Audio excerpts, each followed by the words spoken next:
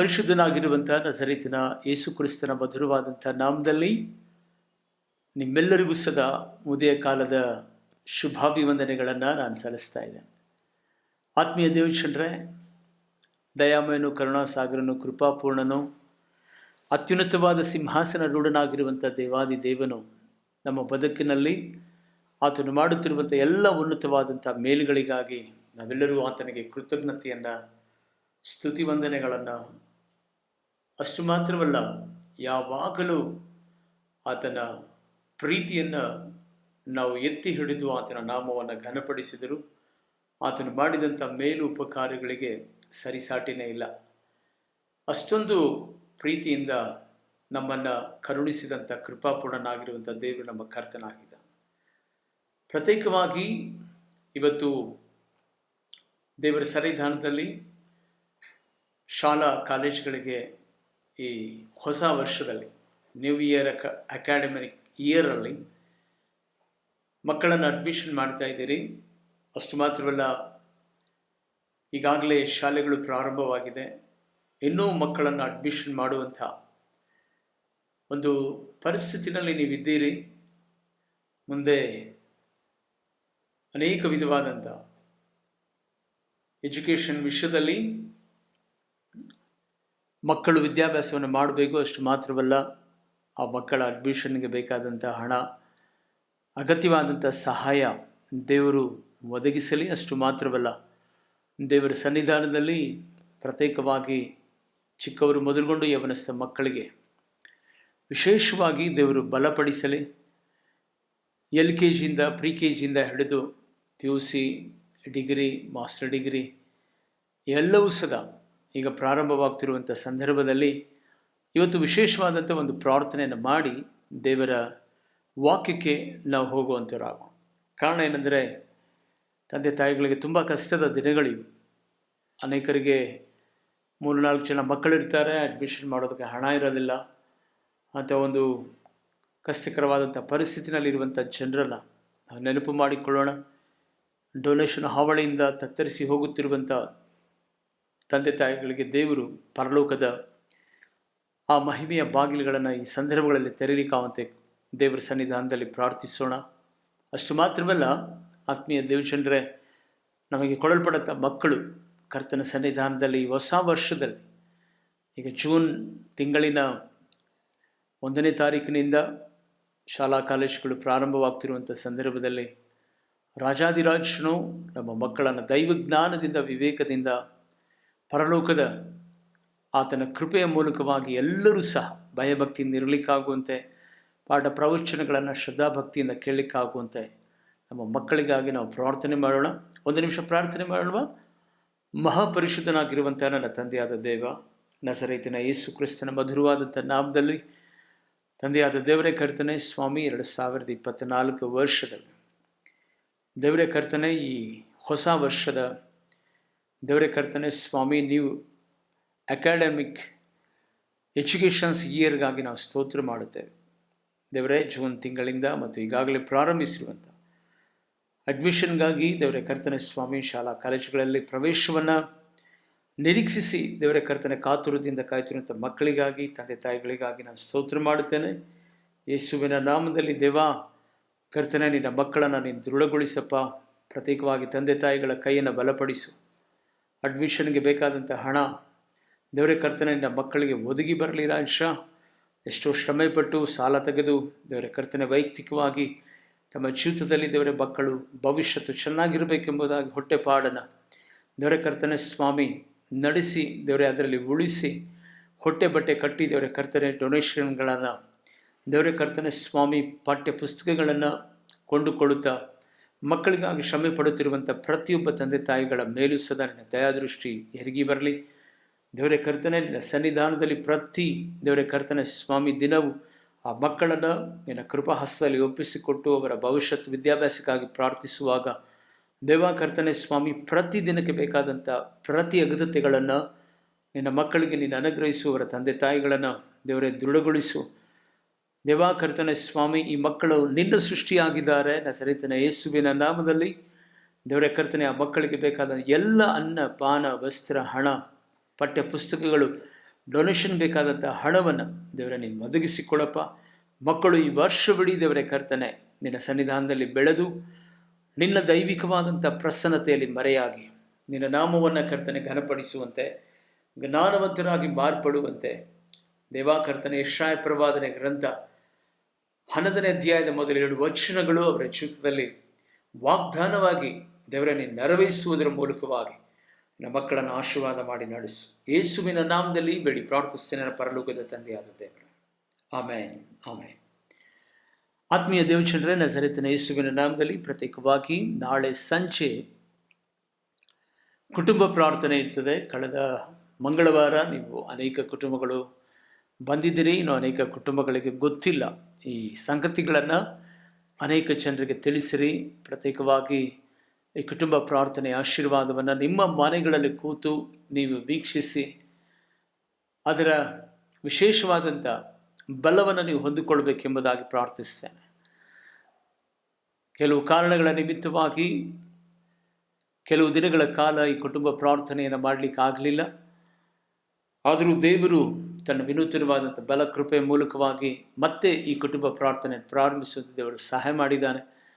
ಅನೇಕ ಅದ್ಭುತಗಳನ್ನು ನಿಮ್ಮ ಜೀವಿತದಲ್ಲಿ ಕಂಡಿದ್ದೀರಿ. ಇನ್ನೂ ಸದಾ ಆಧ್ಯಾತ್ಮಿಕವಾಗಿ ಬಲ ಹೊಂದಿ ಕುಟುಂಬವಾಗಿ ಆಶೀರ್ವಾದಗಳನ್ನು ಪಡೆಯುವುದಕ್ಕೆ ಇದು ಸುಸಮಯ. ಸರಿಯಾಗಿ 7 ಗಂಟೆಯಿಂದ ಸಂಜೆ 8:30 ತನಕ ನಡೆಯುವಂಥ ಈ ಕುಟುಂಬ ಪ್ರಾರ್ಥನೆಯಲ್ಲಿ ಭಾಗವಹಿಸಿ ದೇವರ ನಾಮವನ್ನು ನಾವೆಲ್ಲರೂ ಸದಾ ಘನಪಡಿಸುವಂತರಾಗೋಣ.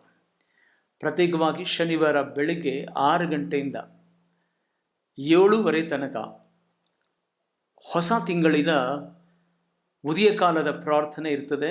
ತುಮಕೂರು ಪಟ್ಟಣದ ತುಮಕೂರು ಸಭೆಯಲ್ಲಿ ದಯಮಾಡಿ ತುಮಕೂರು ಸಭೆಯಲ್ಲಿರುವಂಥ ಆತ್ಮೀಯ ವಿಶ್ವಾಸಿಗಳು, ಸುತ್ತಮುತ್ತಲಿರುವಂಥ ಆತ್ಮಿಕ ದೇವಜನರು ಬನ್ನಿರಿ. ಈ ಜೂನ್ ತಿಂಗಳ ಹೊಸ ದಿನದ ಆಶೀರ್ವಾದಕ್ಕಾಗಿ ಎದುರು ನೋಡುತ್ತಾ ಪ್ರಾರ್ಥನೆ ಮಾಡಿರಿ. ಶನಿವಾರ 6 ಗಂಟೆಯಿಂದ 7:30 ತನಕ ನಡೆಯುವಂಥ ಈ ಪವಿತ್ರವಾದ ಆರಾಧನೆಯಲ್ಲಿ ಭಾಗವಹಿಸಿ ಜೂನ್ ತಿಂಗಳ ಪರಿಪೂರ್ಣವಾದಂಥ ಆಶೀರ್ವಾದವನ್ನು ನಾವು ಸ್ವತಂತ್ರ ಮಾಡಿಕೊಳ್ಳುವಂತರಾಗೋಣ. ದೇವರು ನಿಮ್ಮನ್ನು ಆಶೀರ್ವಾದ ಮಾಡಲಿ. ಪ್ರತ್ಯೇಕವಾಗಿ 21 ದಿನಗಳ ಕಾಲ ಉಪವಾಸ ಪ್ರಾರ್ಥನೆ ನಿಮ್ಮ ಆತ್ಮೀಯ ಮಗಳು ಅಭಿಷಕ್ತರಾಗಿರುವಂಥ ಮೋನಿಕಾ ಸಿಸ್ಟರ್ ನಡೆಸ್ತಾ ಇದ್ದಾರೆ. ಅವ್ರಿಗಾಗಿ ನೀವು ಪ್ರಾರ್ಥನೆ ಮಾಡಿರಿ. ಒಂದು ವೇಳೆ ಕರ್ತನ ಸನ್ನಿಧಾನದಲ್ಲಿ 21 ದಿನಗಳ ನಂತರ ಒಂದು ದಿನ ವಿಶೇಷವಾದಂಥ ಉಪವಾಸ ಪ್ರಾರ್ಥನೆ ಮಾಡಲಿಕ್ಕಿದ್ದೇವೆ. ಆ ಪ್ರಾರ್ಥನೆಯಲ್ಲಿ ನೀವು ಸದಾ ಭಾಗವಹಿಸಬಹುದು. 21 ದಿನಗಳ ನಂತರ ಮತ್ತೆ ಇನ್ಸ್ಟಾಗ್ರಾಮ್ನಲ್ಲಿ ಅವರು ದೇವರ ಶುಭವಾರ್ತೆಯನ್ನು ಸಾರೋದಕ್ಕೆ ಸಿದ್ಧರಾಗ್ತಾ ಇದ್ದಾರೆ. ದೇವರ ಚಿತ್ತ ಪ್ರಿಯ ಮಗಳ ಚಿತ್ತದಲ್ಲಿ ನೆರವೇರಲಿಕ್ಕಾಗುವಂತೆ ದೇವರ ಕೃಪೆಯಿಂದ ಲಕ್ಷಾಂತರ ಜನರು ಇನ್ಸ್ಟಾಗ್ರಾಮನ್ನು ವೀಕ್ಷಿಸ್ತಾ ಇದ್ದಾರೆ. ಯೇಸುವಿನ ನಾಮದಲ್ಲಿ ಆ ಸೇವೆಯಲ್ಲಿ ದೇವರು ಮಗಳನ್ನು ಉಪಯೋಗ ಮಾಡಲಿ ಎಂಬುದಾಗಿ ಪ್ರಾರ್ಥನೆ ಮಾಡಿಕೊಳ್ಳ್ರಿ. ದೇವರ ಮಕ್ಕಳೇ, ಕರ್ತನ ಸನ್ನಿಧಾನದಲ್ಲಿ ಭಾನುವಾರದ ಆರಾಧನೆಗಳನ್ನು ಮರಿಬೇಡ್ರಿ. ಬೆಂಗಳೂರಿನಲ್ಲಿ ಉದಯ ಕಾಲದಲ್ಲಿ 7 ಗಂಟೆಗೆ, ತುಮಕೂರಿನಲ್ಲಿ 9:30 ಪ್ರಾರಂಭವಾಗುವಂಥ ಈ ಪ್ರಾರ್ಥನೆಗಳಲ್ಲಿ ಭಾಗವಹಿಸ್ರಿ. ದೇವರು ನಿಮ್ಮನ್ನು ಆಶೀರ್ವಾದ ಮಾಡಲಿ. ಇವತ್ತು ಯವನಸ್ಥರ ಬಗ್ಗೆ ದೇವರ ಆತ್ಮನು ನಮ್ಮ ಮಧ್ಯದಲ್ಲಿ ಮಾತನಾಡು ಎಂಬುದಾಗಿ ಆತನು ಉತ್ತೇಜನ ಪಡಿಸಿದ್ದರಿಂದ ಕರ್ತನ ಸನ್ನಿಧಾನದಲ್ಲಿ ಹೊಸದಾಗಿ ಶಾಲಾ ಕಾಲೇಜುಗಳಿಗೆ ಅಡ್ಮಿಷನ್ ಆಗ್ತಿರುವಂಥ ಮಕ್ಕಳ ವಿಷಯದಲ್ಲಿ ದೇವರು ಇವತ್ತು ಮಾತನಾಡ್ತಾನೆ. ಕಾರಣ ಏನೆಂದರೆ ಕರ್ತನ ಸನ್ನಿಧಾನದಲ್ಲಿ ಯವನ ಕಾಲ ಬಹಳ ಅತ್ಯಮೂಲ್ಯವಾದದ್ದು, ದೇವರಿಗೂ ಮತ್ತು ಮನುಷ್ಯರಿಗೂ ಸಹ. ಯಾಕೆಂದರೆ ಯವನ ಕಾಲವನ್ನು ದೇಶದಲ್ಲಿರುವಂಥ ಯವನಸ್ಥರು ನಾನಾ ವಿಧವಾಗಿ ಉಪಯೋಗ ಮಾಡ್ತಾರೆ. ಸೇನೆಗಳಿಗೆ ಯವನಸ್ಥಿರಬೇಕು, ರಕ್ಷಣಾ ಪಡೆಗೆ ಯವನಸ್ಥಿರಬೇಕು, ದೊಡ್ಡ ದೊಡ್ಡ ಕಂಪನಿಗಳಲ್ಲಿ ಕೆಲಸ ಮಾಡಲು ಯವನಸ್ಥಿರಬೇಕು, ರೈತರ ಕೆಲಸ ಮಾಡೋದಕ್ಕೂ ಯವನಸ್ಥಿರಬೇಕು, ದೇವರಿಗೂ ಸದಾ ಯವನಸ್ಥಿರಬೇಕು. ವಿದ್ಯಾಭ್ಯಾಸ ಮಾಡುತ್ತಿರುವಂಥ ಯವನಸ್ಥರ ಜೀವಿತದಲ್ಲಿ ಹೇಗೆ ತಮ್ಮ ಯವನಸ್ಥ ಜೀವಿತವನ್ನು ಕಾಪಾಡಿಕೊಳ್ಳಬೇಕೆಂಬುದಾಗಿ ದೇವರು ಇವತ್ತು ನಿಮ್ಮ ಸಂಗಡ ಮಾತನಾಡಲಿಕ್ಕಿದ್ದಾನೆ.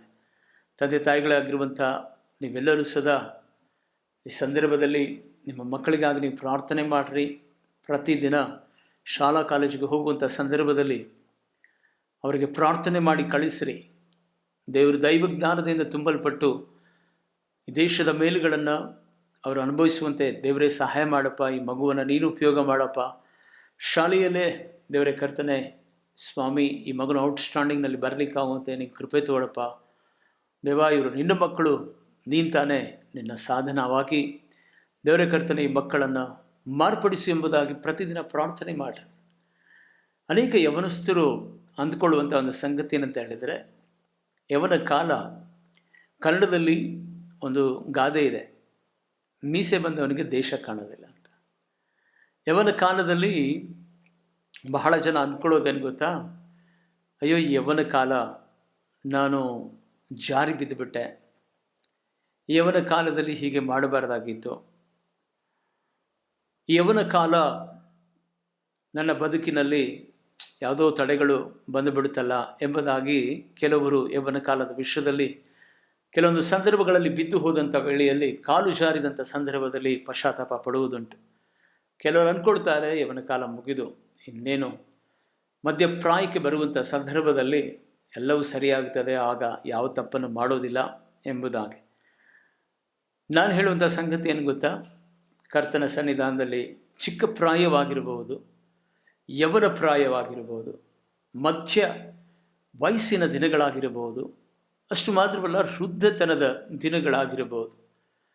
ಆದರೆ ಎಲ್ಲೂ ತಪ್ಪದ ಹಾಗೆ ಪರಿಶುದ್ಧತೆಯನ್ನು ಕಾಪಾಡಿಕೊಳ್ಳುವಂಥ ಸಾಮರ್ಥ್ಯ ದೇವರು ಮಾನವನಿಗೆ ಕೊಡ್ತಾನೆ. ಆದರೆ ಅನೇಕ ಸಂದರ್ಭದಲ್ಲಿ ಯವನ ಕಾಲದಲ್ಲಿ ಅನೇಕ ಮಕ್ಕಳು ಜಾರುವುದುಂಟು, ಮಧ್ಯ ವಯಸ್ಸಿನಲ್ಲಿ ಜಾರುವುದುಂಟು, ವೃದ್ಧ ಕಾಲದಲ್ಲಿ ಜಾರುವುದುಂಟು. ಆದರೆ ದೇವರ ಸನ್ನಿಧಾನದಲ್ಲಿ ಪ್ರೀತಿಯುಳ್ಳ ದೇವಜನರೇ, ಇದು ಕೆಲವರು ಒಪ್ಪಿಕೊಳ್ಳಬಹುದು, ನಾನು ಈ ಸಂದರ್ಭದಲ್ಲಿ ತಪ್ಪು ಮಾಡಿಬಿಟ್ಟೆ, ನಾನು ಯವನ ಕಾಲದಲ್ಲಿ ನಾನು ಜಾರು ಬಿಟ್ಟೆ ಅಂತ, ಅಥವಾ ಮಧ್ಯ ವಯಸ್ಸಿನಲ್ಲಿ ನಾನು ಈ ರೀತಿಯಾದ ತಪ್ಪುಗಳನ್ನು ಮಾಡಿದೆ ಅಂತ. ಇದು ಕೆಲವೊಬ್ಬರಿಗೆ ಸರಿಯಾಗಿ ಕಾಣ್ಬೋದು, ಆದರೆ ನಾನು ಒಪ್ಪೋದಿಲ್ಲ. ನಿಜವಾಗಲೂ ಪರಿಶುದ್ಧತೆಯಲ್ಲಿ ಬದುಕಬೇಕೆಂಬುದಾಗಿ ನಿರ್ಣಯ ಮಾಡುವಂಥ ಚಿಕ್ಕ ಮಗು, ಯವನಸ್ಥ ಮಗು, ವೃದ್ಧ ಪ್ರಾಯದಲ್ಲಿ ಮಧ್ಯ ವಯಸ್ಸಿನಲ್ಲಿರುವಂಥ ದೈವ ಜನರು, ಅವರು ಎಷ್ಟೇ ಸಮಸ್ಯೆ ಬಂದರೂ ಕರ್ತನಿಗಾಗಿ ಪ್ರತ್ಯೇಕವಾಗಿ ಪ್ರತಿಷ್ಠಿಸಲ್ಪಟ್ಟು ಕರ್ತನ ಸನ್ನಿಧಾನದಲ್ಲಿ ಅವರು ಅಷ್ಟು ಬಲವಾಗಿ ನಿಂತುಕೊಳ್ಳುತ್ತಾರೆ. ಕರ್ತನ ಸನ್ನಿಧಾನದಲ್ಲಿ ಯೋಸೇಫನ ಜೀವಿತವನ್ನು ನೋಡುವಾಗ, ಆತನು ಚಿಕ್ಕ ಪ್ರಾಯದಲ್ಲಿ ದರ್ಶನವನ್ನು 13 ವರ್ಷದಲ್ಲಿ ಕಂಡುಕೊಂಡು ತನ್ನ ಜೀವಿತ ಕಾಲವೆಲ್ಲ ಪಾಪ ಮಾಡುವುದಕ್ಕೆ ಅವಕಾಶ ಬಂದರೂ ಪಾಪವನ್ನು ಮಾಡದೆ ಪರಿಶುದ್ಧತೆಯನ್ನು ಕಾಪಾಡಿಕೊಂಡಿದ್ದನ್ನು ನಾವು ಆತನ ಜೀವನ ಚರಿತ್ರೆಯಲ್ಲಿ ಓದುತ್ತೇವೆ. ಹಾಗಾದರೆ ಆತನು ಮನುಷ್ಯನಲ್ವಾ? ದಾನಿಯೇಲನ ಜೀವಿತವನ್ನು ಗಮನಿಸುವಂಥ ಸಂದರ್ಭದಲ್ಲಿ ತನ್ನ ಯೌವನ ಕಾಲದಲ್ಲಿ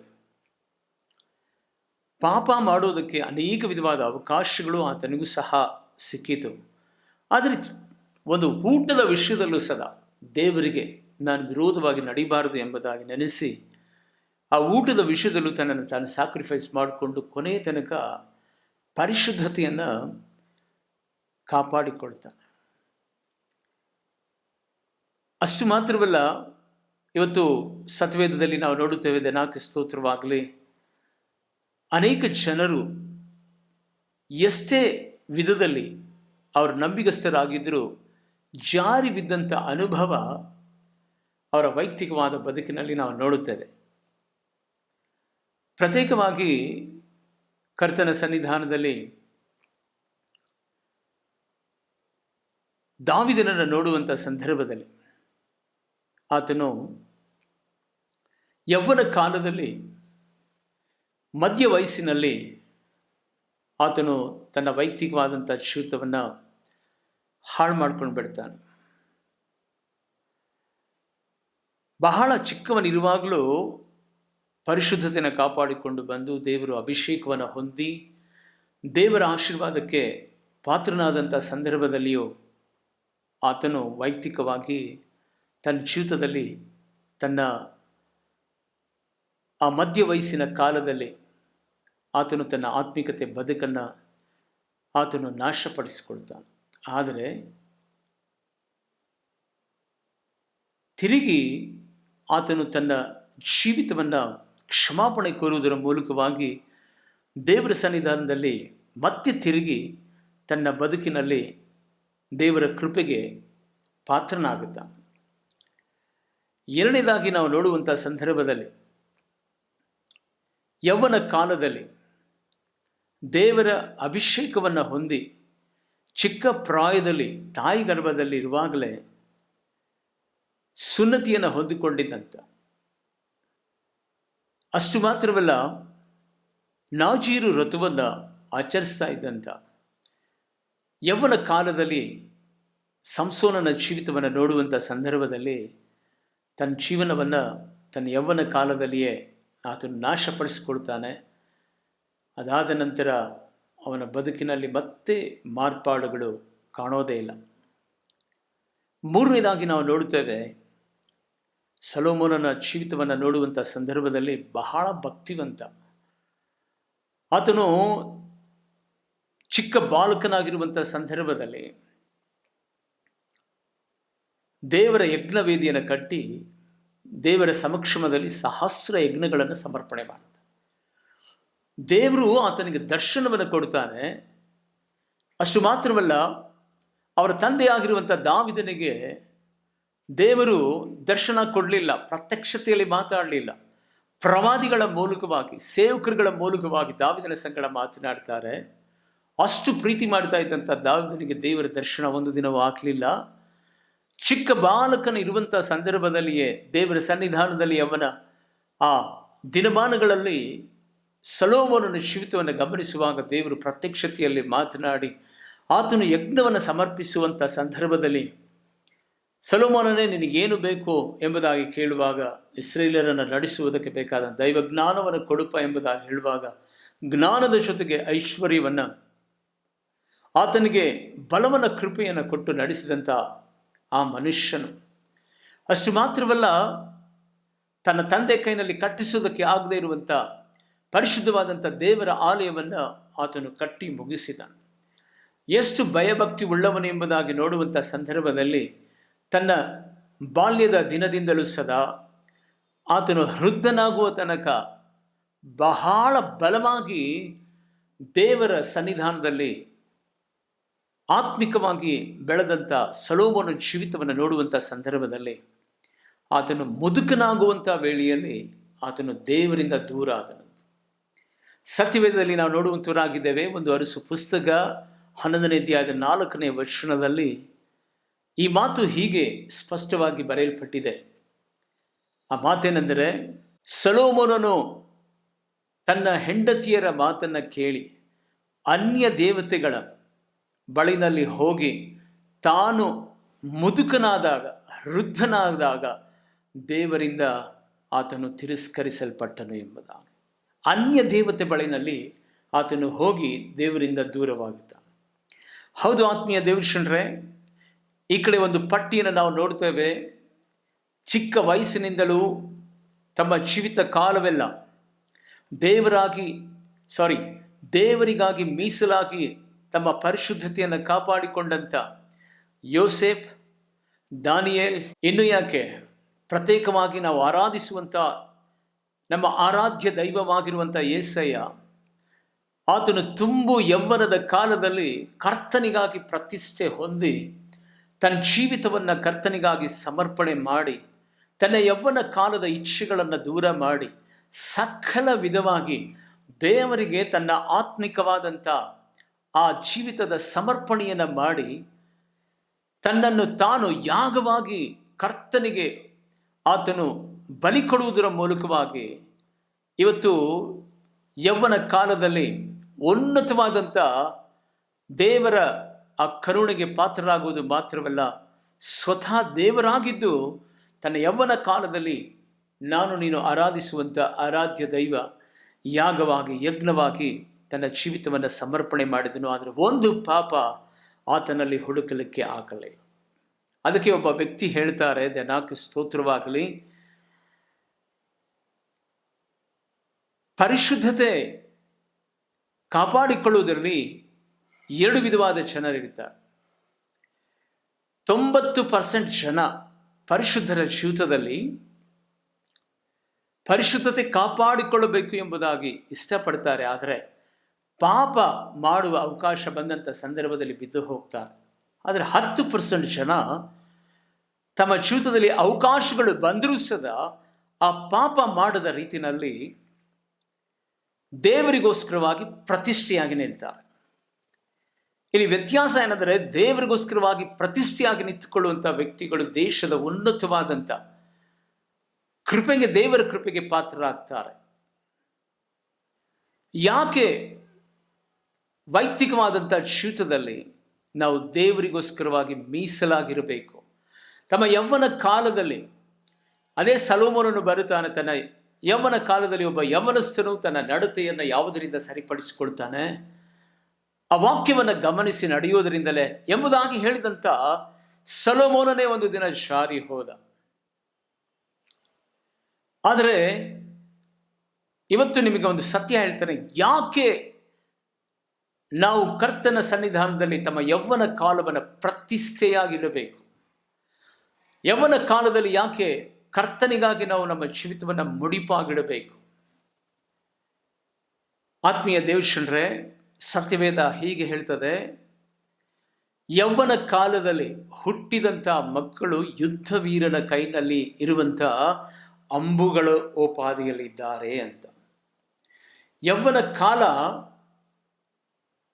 ನಮ್ಮ ಜೀವಿತದಲ್ಲಿ ಅನೇಕ ತಪ್ಪುಗಳನ್ನು, ಜಾರಿ ಬೀಳುವಂಥ ಸಂದರ್ಭಗಳನ್ನು, ಮಧ್ಯಪ್ರಾಯಸ್ಥದ ಕಾಲ ಅನೇಕ ತಪ್ಪುಗಳನ್ನು ಜಾರಿ ಬೀಳುವಂಥ ಪರಿಸ್ಥಿತಿಗಳನ್ನು ತರುವುದುಂಟು. ಆದರೆ ಯೌವನ ಕಾಲ ದೇವರಿಗಾಗಿ ಮೀಸಲಿಡುವಂಥ ಕಾಲ.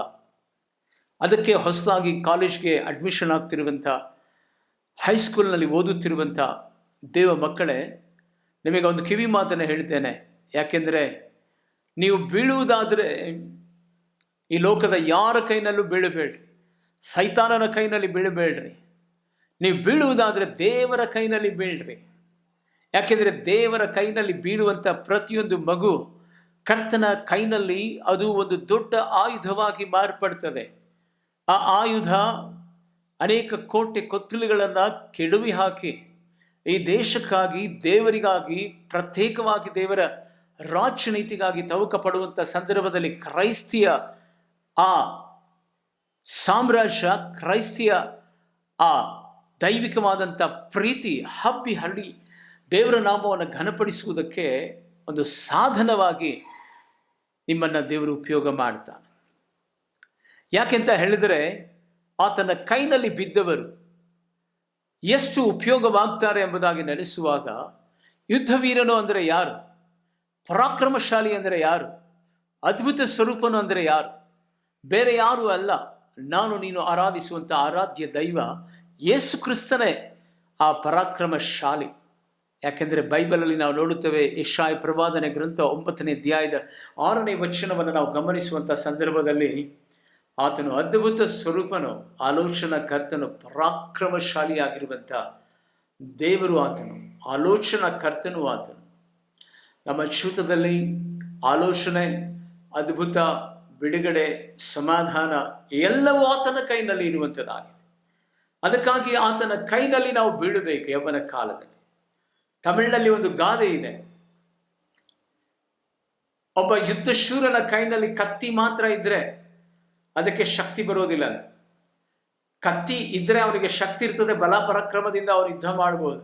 ಆದರೆ ಒಬ್ಬ ಒಳ್ಳೆ ಯುದ್ಧವೀರನ ಕೈನಲ್ಲಿ ಈ ಕಸ್ಮರಿಗೆ ಇದೆಯಲ್ಲ, ಕಡ್ಡಿದು ಕಸ್ಮರ್ಗೆ, ಆ ಕಸ್ಮರಿಗೆ ಕಟ್ಟಿ ಯುದ್ಧವೀರನ ಕೈನಲ್ಲಿ ಸಿಕ್ಕರೆ ಅದನ್ನೇ ಆತನು ಆಯುಧವಾಗಿ ಮಾಡಿಕೊಂಡು ಯುದ್ಧವನ್ನು ಜಯಿಸ್ತಾನಂತ. ಒಬ್ಬ ಮನುಷ್ಯ ಯುದ್ಧಶೂರನಾಗಿದ್ರೆ ಒಂದು ಕಡ್ಡಿಯನ್ನು ತೆಗೆದುಕೊಂಡು ಯುದ್ಧ ಮಾಡ್ತಾನಂದರೆ ಸರ್ವಶಕ್ತನಾಗಿರುವಂಥ ಸೇನೆಗಳ ಕರ್ತನಾಗಿರುವಂಥ ನಮ್ಮ ದೇವರು ಆತನು ಪರಾಕ್ರಮಶಾಲಿಯಾಗಿರುವಂಥ ಕರ್ತನಾಗಿದ್ದಾನೆ. ಯೇಸುವಿನ ನಾಮದಲ್ಲಿ ಆತ್ಮೀಯ ದೇವಜನರೇ, 2024ನೇ ವರ್ಷ ಹೊಸ ಜೂನ್ ತಿಂಗಳಿನ ಹೊಸದಾಗಿ ಕಾಲೇಜಿಗೆ ಜಾಯ್ನ್ ಆಗ್ತಿರುವಂಥ, ಹೈಸ್ಕೂಲಿಗೆ ಜಾಯ್ನ್ ಆಗ್ತಿರುವಂಥ, ಡಿಗ್ರಿಗೆ ಜಾಯ್ನ್ ಆಗ್ತಿರುವಂಥ ಯೌವನಸ್ಥ ಮಕ್ಕಳೇ, ಯೇಸುವಿನ ನಾಮದಲ್ಲಿ ಇವತ್ತು ಒಂದು ಪ್ರಾರ್ಥನೆ ಮಾಡಿ. ಆ ಪ್ರಾರ್ಥನೆ ಏನು ಗೊತ್ತಾ? ದೇವ ಕರ್ತನೆ, ನಿನ್ನ ಕೈನಲ್ಲಿ ನನ್ನನ್ನು ಉಪಯೋಗ ಮಾಡು, ನಿನ್ನ ಕೈನಲ್ಲಿ ನನ್ನನ್ನು ನೀನು ದೃಢಪಡಿಸ್ಕೋ ದೇವ. ನಿನ್ನ ಕೈಯಿಂದ ನಾನು ಜಾರಿ ಹೋಗದ ಹಾಗೆ ನನ್ನನ್ನು ನೀನು ಸಹಾಯ ಮಾಡು ಎಂಬುದಾಗಿ ಪ್ರಾರ್ಥನೆ ಮಾಡಿ ಕಾಲೇಜ್ಗೆ ಹೋಗ್ರೆ, ಹೈಸ್ಕೂಲ್ಗಳಿಗೆ ಹೋಗ್ರೆ, ಪ್ರೈಮರಿ ಸ್ಕೂಲ್ಗಳಿಗೆ ಹೋಗ್ರಿ. ಹೌದು ಪ್ರೀತಿಯುಳ್ಳ ದೇವಚಂದ್ರೇ, ಯೌವನ ಕಾಲದಲ್ಲಿ ನಾವು ಕರ್ತನಿಗೋಸ್ಕರವಾಗಿ ಬದುಕಬೇಕು. ಆ ಬದುಕು ಹೇಗಿರ್ತದೆ ಗೊತ್ತಾ? ಯೌವನ ಕಾಲದಲ್ಲಿ ಯೋಸೇಫನು ಕರ್ತನ ಕೈನಲ್ಲಿ ಬಿದ್ದನು. ಯೌವನ ಕಾಲದಲ್ಲಿ ದಾನಿಯೇಲನು ಕರ್ತನ ಕೈನಲ್ಲಿ ಬಿದ್ದನು. ಯೌವನ ಕಾಲದಲ್ಲಿ ನಾವು ಆರಾಧಿಸುವಂಥ ಆರಾಧ್ಯ ದೈವ ದೇವರ ಕೈನಲ್ಲಿ ಬಿದ್ದನು. ಇವತ್ತು ವಿಶ್ವದ ಚರಿತ್ರೆಗಳನ್ನು ನೋಡುವಂಥ ಸಂದರ್ಭದಲ್ಲಿ ಯೌವನ ಕಾಲದಲ್ಲಿಯೇ ಬಿಲಿಗ್ರಾಮ್ ಅಂಥ ಘನವಾದ ದೇವ ಸೇವಕನು ಇಡೀ ವಿಶ್ವವನ್ನೇ ಅಲ್ಲೋಲ ಕಲ್ಲೋಲ ಮಾಡಿದರು. ತಮ್ಮ ಯೌವನ ಕಾಲದಲ್ಲಿ ಕರ್ತನಿಗೋಸ್ಕರವಾಗಿ ತಮ್ಮ ಜೀವಿತವನ್ನು ಅವರು ಮುಡಿಪಾಗಿಟ್ಟರು. ಅಷ್ಟು ಮಾತ್ರವಲ್ಲ, ಕರ್ತನ ಸನ್ನಿಧಾನದಲ್ಲಿ ಭಗತ್ ಸಿಂಗ್ ಎನ್ನುವಂಥ ದೈವ ಸೇವಕರು ತಮ್ಮ ಯೌವನ ಕಾಲದಲ್ಲಿ ಕರ್ತನಿಗೋಸ್ಕರವಾಗಿ ಕೊಟ್ಟು ಈಶಾನ್ಯ ಭಾರತದಲ್ಲಿ ಅನೇಕ ರಾಜ್ಯಗಳಲ್ಲಿ, ದೇಶಗಳಲ್ಲಿ ಅವರು ಕರ್ತನ ಸಾಧನವಾಗಿ ಉಪಯೋಗವಾದರು. ಯೌವನ ಕಾಲದಲ್ಲಿಯೇ ಯೇಸನ್ನ ತಮ್ಮ ಜೀವಿತವನ್ನು ದೇವರಿಗೆ ಸಮರ್ಪಣೆ ಮಾಡಿದರು. ಯೌವನ ಕಾಲದಲ್ಲಿಯೇ ಯೇಸುವಿನ ನಾಮದಲ್ಲಿ ಇವತ್ತು ನಾವು ನೋಡ್ತೇವೆ, ದೇನಾಕ ಸ್ತೋತ್ರವಾಗಲಿ, ನಮ್ಮ ಕರ್ನಾಟಕದಲ್ಲಿ ಅನೇಕ ಸೇವಕರುಗಳು ಕರ್ತನಿಗಾಗಿ ಇವತ್ತು ಸದಾ ಪ್ರತಿಷ್ಠೆಯಾಗಿದ್ದಾರೆ. SR ಮನೋಹರ್ ಅಂತ ದೈವ ಸೇವಕರನ್ನು ನಾವು ನೋಡುವಂಥ ಸಂದರ್ಭದಲ್ಲಿ ತಮ್ಮ ಯೌವನ ಕಾಲದಲ್ಲಿ ಕರ್ನಾಟಕದಾದ್ಯಂತ ದೇವರ ಸೇವೆಯನ್ನು ಅವ್ರು ಮಾಡಿ ಅನೇಕ ಯೌವನಸ್ಥರನ್ನು ದೃಢಪಡಿಸಿದರು. ಆತ್ಮಿಕ ತಂದೆಯಾಗಿರುವಂಥ ಇಳೋಗ ನಾಯ್ಕ ಅವರ ಜೀವಿತವನ್ನು ನೋಡುವಾಗ ತಮ್ಮ ಯೌವನ ಕಾಲದಲ್ಲಿ ಕರ್ನಾಟಕದಲ್ಲಿ ಬಂದು ಸೇವೆಯನ್ನು ಪ್ರಾರಂಭ ಮಾಡಿ ನಮ್ಮಂಥ ಅನೇಕ ಸೇವಕರುಗಳನ್ನು ಅವರು ಕರ್ತನಿಗೋಸ್ಕರವಾಗಿ ಸಾಧನವಾಗಿ ಮಾರ್ಪಡಿಸಿದರು. ಅಷ್ಟು ಮಾತ್ರವಲ್ಲ, ಇವತ್ತು ಆಂಧ್ರದಲ್ಲಿರ್ಬೋದು, ತಮಿಳುನಾಡಲ್ಲಿರ್ಬೋದು, ಕೇರಳದಲ್ಲಿರ್ಬೋದು, ಪಂಜಾಬ್ನಲ್ಲಿರ್ಬೋದು, ಛತ್ತೀಸ್ಗಢನಲ್ಲಿರ್ಬೋದು, ಯೇಸುವಿನ ನಾಮದಲ್ಲಿ ಅನೇಕ ಯೌವನಸ್ಥರನ್ನು ಕರೆದು ಇವತ್ತು ಆ ರಾಜ್ಯಗಳಲ್ಲಿ ಒಂದು ದೊಡ್ಡ ಬದಲಾವಣೆಯನ್ನು, ಒಂದು ಉಜ್ಜೀವನಕ್ಕೆ ಕಾರಣರಾಗಿ, ಗುರುತಾಗಿ ಅವರನ್ನು ಉಪಯೋಗ ಮಾಡ್ತಾ ಇದ್ದ.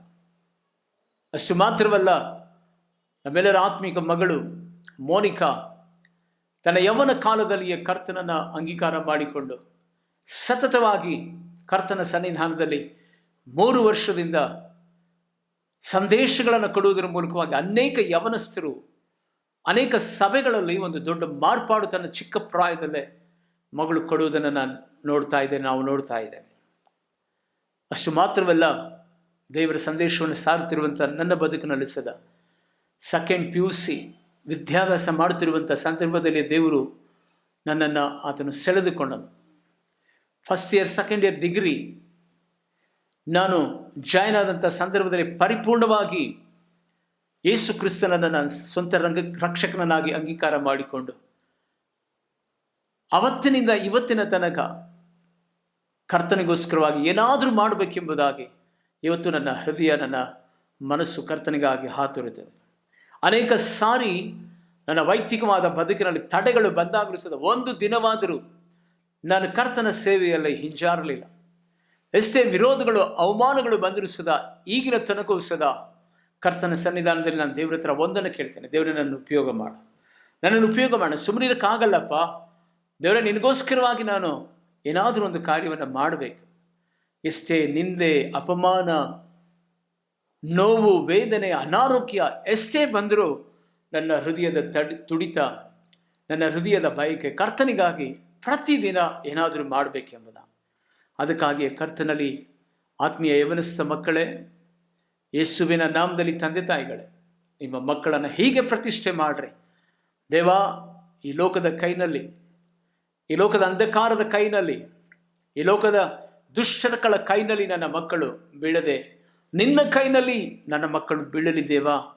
ನಿನಗೋಸ್ಕರವಾಗಿ ದೇವರೇ ಕಾರ್ಯ ಮಾಡುವಂತೆ ನನ್ನ ಮಕ್ಕಳನ್ನು ಒಂದು ಆಯುಧವಾಗಿ, ಬತ್ತಳಿಕೆಯಾಗಿ ನೀನು ಉಪಯೋಗ ಮಾಡು ಎಂಬುದಾಗಿ ಪ್ರಾರ್ಥನೆ ಮಾಡಿ ಶಾಲಾ ಕಾಲೇಜುಗಳಿಗೆ ಕಳಿಸಿರಿ. ಕರ್ತನು ನಿಮ್ಮನ್ನು, ನಿಮ್ಮ ಕುಟುಂಬವನ್ನು ಪರಲೋಕದ ಮಹಿಮೆಯೊಡನೆ ಆ ಮಕ್ಕಳಿಗೆ ಬೇಕಾದ ಹಣ, ಅವರಿಗೆ ಬೇಕಾದ ವಿದ್ಯಾಭ್ಯಾಸ, ನಿಮ್ಮ ಬಿಸ್ನೆಸ್ಸನ್ನು ಡೆವಲಪ್ ಮಾಡಿ ನೀನು ಯಾವಾಗ ದೇವರ ರಾಜನೀತಿಗಾಗಿ ತವಕಪಟ್ಟು ನಿನ್ನ ಮನೆ ನಿನ್ನ ಮಕ್ಕಳನ್ನು ನೀನು ಪ್ರತಿಷ್ಠೆ ಮಾಡ್ತೀಯೋ ದೇವರ ಮಗುವೆ, ನಿನಗೆ ಯಾವ ಕೊರತೆ ಬರದ ಹಾಗೆ ಕರ್ತನು ನಡೆಸಲಿ. ಕಣ್ಣುಗಳನ್ನು ಮುಚ್ಚಿ ಪ್ರಾರ್ಥನೆ ಮಾಡಿಕೊಳ್ಳೋಣ. ಮಹಾಪರಿಶುದ್ಧನು ಅತ್ಯುನ್ನತ ಸಿಂಹಾಸನ ರೂಢನಾಗಿರುವ ನನ್ನ ತಂದೆಯಾದ ದೇವ, ನಜರೇತಿನ ಯೇಸುವಿನ ನಾಮದಲ್ಲಿ ದೇವಾದಿದೇವನೇ ಕರ್ತನೆ, ವಿಶೇಷವಾಗಿ ನಿನ್ನ ಸನ್ನಿಧಾನದಲ್ಲಿ ನಮ್ಮ ದೇಶ ರಾಜ್ಯದಲ್ಲಿರುವಂಥ ಎಲ್ಲ ಮನಸ್ಥ ಮಕ್ಕಳನ್ನು, ಚಿಕ್ಕ ಮಕ್ಕಳನ್ನು, ಹೊಸದಾಗಿ ದೇವರ ಕಾಲೇಜಿಗೆ ಶಾಲೆಗೆ ದೇವರಿಗೆ ಅಡ್ಮಿಷನ್ ಆಗ್ತಿರುವಂಥ ಮಕ್ಕಳನ್ನು ನಿನ್ನ ಕರಗಳಲ್ಲಿ ಒಪ್ಪಿಸ್ತೇನೆ ರಾಜ. ಪ್ರತಿಯೊಬ್ಬ ಮಕ್ಕಳನ್ನು, ಪ್ರತಿಯೊಂದು ಕುಲ, ಭಾಷೆ, ಜಾತಿ, ಜನಾಂಗದ ದೇವರೇ ಕರ್ತನೆ ಮಕ್ಕಳನ್ನು ನಿನ್ನ ಕೃಪೆಯಿಂದ ದೇವರೇ ಕರ್ತನೆ ನಿನ್ನ ಕೈನಲ್ಲಿ ಮರೆಮಾಚು. ಯವನ ಕಾಲದಲ್ಲಿ ದುಷ್ಟನೋ ಲೋಕವು ಯಾವುದೇ ವಿಧವಾದಂಥ ದುಷ್ಟಶಕ್ತಿಗಳು ದೇವರೇ ಕರ್ತನೆ, ಲೋಕದ ಇಚ್ಛೆಗಳು ದೇವರೇ ಕರ್ತನೆ, ಯಾವುದೇ ವಿಧವಾದಂಥ ಕರ್ತನೆ ಸ್ವಾಮಿ ಮನುಷ್ಯ ಮಾಂಸನ ದೇವರೇ ಅಂಧಕಾರದ ಶಕ್ತಿಗಳು ನಿನ್ನ ಮಕ್ಕಳನ್ನು ಮುಟ್ಟದ ರೀತಿಯಲ್ಲಿ ರಕ್ತದಲ್ಲಿ ಕವರ್ ಮಾಡು. ನಿನ್ನ ಕೈನಲ್ಲಿ ದೇವರೇ ಕರ್ತನೆ ಈ ಮಕ್ಕಳನ್ನು ದೇವರೇ ಆಯುಧಗಳನ್ನಾಗಿ, ಅಂಬುಗಳನ್ನಾಗಿ, ದೇವ ಬತ್ತಳಿಕೆಗಳನ್ನಾಗಿ ಮಾರ್ಪಡಿಸಿ ನಿನ್ನ ಮಕ್ಕಳ ವಿದ್ಯಾಭ್ಯಾಸದಲ್ಲಿ ಬೇಕಾದಂಥ ದೈವಜ್ಞಾನ ಬಲವನ್ನು ಕೊಡಪ್ಪ. ತಂದೆ ತಾಯಿಗಳ ಕೈಯನ್ನು ಬಲಪಡಿಸಪ್ಪ. ಪ್ರತಿ ದಿನವೂ ನಿನ್ನೊಟ್ಟಿಗೆ ದಿನವನ್ನು ಪ್ರಾರಂಭಿಸಿ ನಿನ್ನೊಟ್ಟಿಗೆ ದಿನವನ್ನು ಅಂತ್ಯಗೊಳಿಸುವಂತೆ ಪ್ರತಿ ದಿನವೂ ಸದಾ ಬೇಕಾದಂಥ ದೈವಜ್ಞಾನದಿಂದ ನಿನ್ನ ಮಕ್ಕಳನ್ನು ತುಂಬಿಸಿ ನಡೆಸಬೇಕೆಂದು ಯೇಸು ಕ್ರಿಸ್ತನ ನಾಮದಲ್ಲಿ ಬೇಡಿ ಪ್ರಾರ್ಥಿಸ್ತೇನೆ ನನ್ನ ಪರಲೋಕದ ತಂದೆಯಾದ ದೇವರೇ. ಆಮೇನ್, ಆಮೇನ್. ಆತ್ಮೀಯ ದೇವಚಂದ್ರೇ, ಕಾಣಿಕೆಗಳನ್ನು ಕಳಿಸಿದಂಥ ಕುಮಾರ್ ಸೋಲ್ಕುಂಟೆ, ಮಿಲನ ಮೈಸೂರಿನ ಅವರ ತಾಯಿ, ಪ್ರತ್ಯೇಕವಾಗಿ ಕರ್ತನ ಸನ್ನಿಧಾನದಲ್ಲಿ ಪ್ರಿಯಾ ಕಾರವಾರ್, ಈ ಮಕ್ಕಳಿಗಾಗಿ ನಾವು ಪ್ರಾರ್ಥನೆ ಮಾಡಿಕೊಳ್ಳೋಣ. ನಜರೇತಿನ ಯೇಸುವಿನ ನಾಮದಲ್ಲಿ ತಂದೆಯಾದ ದೇವರೇ, ಈ ಸೇವೆಯನ್ನು ಪ್ರೀತಿಸಿಕೊಳ್ಳಲ್ಪಟ್ಟಿರುವುದರ ಕಾಣಿಕೆಗಾಗಿ ಸ್ತೋತ್ರ. ಈ ಕಾಣಿಕೆ ದೇವರೇ ನಿನ್ನ ಸೇವೆಯಲ್ಲಿ ಅನೇಕ ಬಡವರಿಗೆ ದೇವರೇ ಕರ್ತನೆ ಸ್ವಾಮಿ ಆಹಾರಕ್ಕಾಗಿ, ಶುಭ ವಾರ್ತೆಗಾಗಿ ಈ ಕಾಣಿಕೆಯನ್ನು ಉಪಯೋಗ ಮಾಡುವಾಗ ಇದರ ಮೂಲಕವಾಗಿ ಬರುವಂಥ ಎಲ್ಲ ಆಶೀರ್ವಾದ ಇವರಿಗೂ ಇವರ ಕುಟುಂಬಕ್ಕೂ ಉಂಟಾಗಲಿ. ಪರಲೋಕದ ದ್ವಾರಗಳನ್ನು ತೆರೆ ಮಾಡು. ಯಾವುದೇ ವಿಧವಾದ ಕೊರತೆ ಎದುರು ನೀಗಿಸಿ ಆಶೀರ್ವಾದ ಮಾಡಿ ನಡೆಸಿ ಯೇಸು ಕ್ರಿಸ್ತನ ನಾಮದಲ್ಲಿ ಆಮೇಲೆ. ಆತ್ಮೀಯ ದೇವಚಂದ್ರೇ, 9741791564 ಇದು ಪ್ರಾರ್ಥನಾ ಮನವಿಯ ಒಂದು ದೂರವಾಣಿ ಸಂಖ್ಯೆಯಾಗಿರುವಂಥದ್ದಾಗಿದೆ. ಕರ್ತನ ಸನ್ನಿಧಾನದಲ್ಲಿ ದಯಮಾಡಿ ನಿಮಗೇನಾದರೂ ಸಮಸ್ಯೆ ಇದ್ದರೆ ಕರೆ ಮಾಡಿ ತಿಳಿಸಿರಿ. ಇದೇ ಸಂಖ್ಯೆ ಪ್ರತ್ಯೇಕವಾಗಿ ಫೋನ್ಪೇ ಸಂಖ್ಯೆ ಆಗಿರುವಂಥದ್ದಾಗಿದೆ. ಈ ಸೇವೆಗೋಸ್ಕರವಾಗಿ ಹೃದಯದಲ್ಲಿ ದೇವರು ಮಾತನಾಡುವುದಾದರೆ ನಿಮ್ಮ ಕರೆಗಳನ್ನು ಚಾಚಿರಿ. ಕರ್ತನು ನಿಮ್ಮನ್ನು ಆಶೀರ್ವಾದ ಮಾಡಿ. ಆಮೇಲೆ.